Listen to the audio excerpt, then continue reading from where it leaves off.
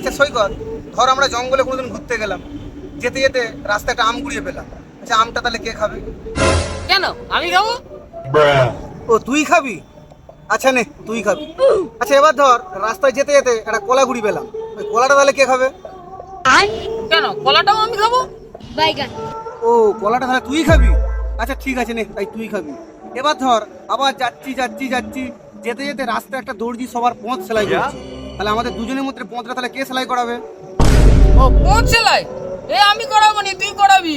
আমার বড় পোঁত ধর সেলাই করানোর এতে ইচ্ছা নেই। ও আম কলার বেলা তুই খাবি আর পোঁত সেলাইয়ের বেলা আমি করবো?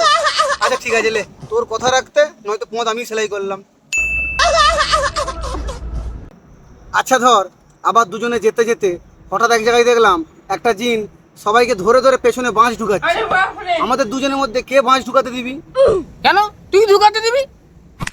না না না না, এবার তো হচ্ছে নি, বাঁশ তোকেই নিতে হবে। কেন? কেন? কারণ সেই দর্জি আগে থেকেই আমার পোঁত সেলাই করে দিয়েছে। কি করে? मंगल भावनया